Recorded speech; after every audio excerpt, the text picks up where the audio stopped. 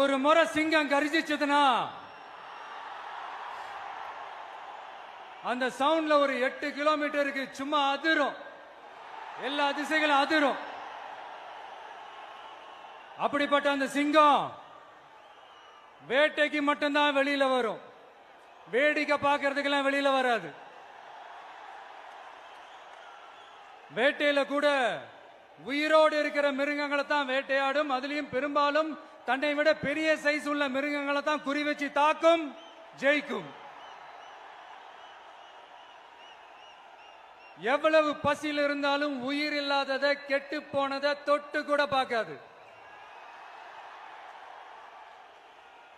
அப்படிப்பட்ட அந்த சிங்கம் அவ்வளவு ஈஸியா எதையும் தொடாது, தொட்டா விடாது.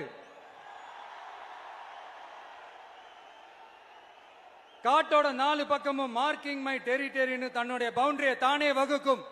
அப்படிதான் அந்த காட்டையை தன்னோட கண்ட்ரோல்ல வச்சிருக்கும். சிங்கத்துக்கு கூட்டத்தோட இருக்கிறதுக்கும் தெரியும், தனியா இருக்கிறதுக்கும் தெரியும். அப்படியே தனியா வரணும்னு நினைச்சாலும் அஞ்சாம அலட்டிக்காம சும்மா கெத்தா தனியா வந்து அத்தனை பேருக்கும் தண்ணி காட்டும். எப்ப எதிலையும் தன்னோட தனித்தன்மையை இழக்கவே இழக்காது. Yes, a lion is always a lion.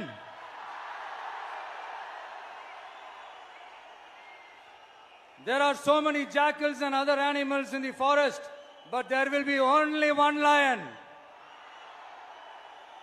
And even if it is single, it will be the king of jungle. It is not only a description but also a clear declaration. சிங்கத்தை பத்தி பேசிட்டு நம்ம